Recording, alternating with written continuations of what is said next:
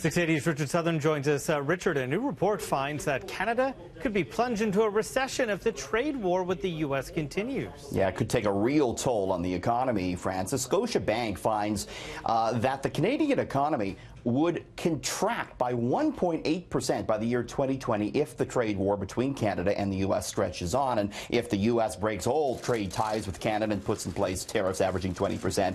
Then if that happens, we're looking at a recession 2 years from now. The U.S. economy, it finds, would contract too, but only by 0.1%. So Canada and Mexico would suffer much more economically than the United States. TD Bank said if Trump puts tariffs on the auto industry, that could affect the economy even more negatively. So these reports, Francis, highlight the need for a renegotiated NAFTA, but with elections on the way in the U.S. and Mexico, it doesn't look like we're going to see that until at least next year. But, you know, it is Trump's trade war with China that could benefit Canada in one big way. Yes, lobster. China has a big taste for that crustacean. And what has China done now, Francis? They have added lobster to the list of retaliatory U.S. tariffs, meaning China may be about to buy a lot more Canadian lobster.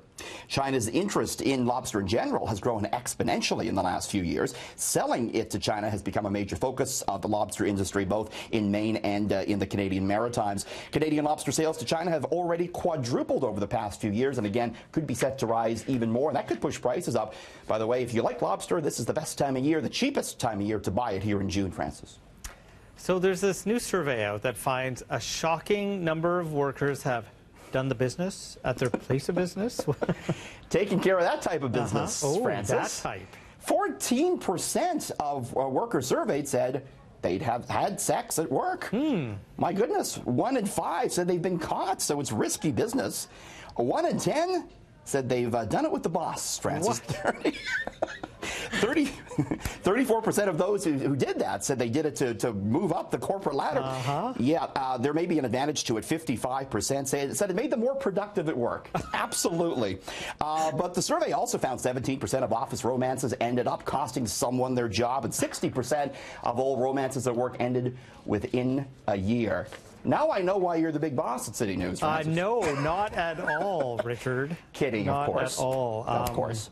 I don't know. I had Afternoon Delight. You know that song from the 80s in my, my head? So Tim Hortons is now selling, yes, let's get away from this. Please. Tim Hortons is selling poutine, but many Canadians are not happy about it.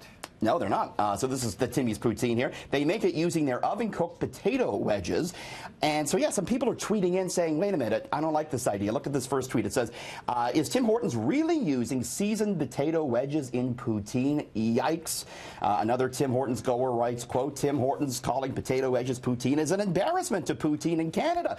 Not everyone was so upset, though. Another gentleman writes, the most Canadian thing has happened, guys. A poutine at Tim Hortons doesn't get any better than that. The reason why they're doing this, Francis, is clear.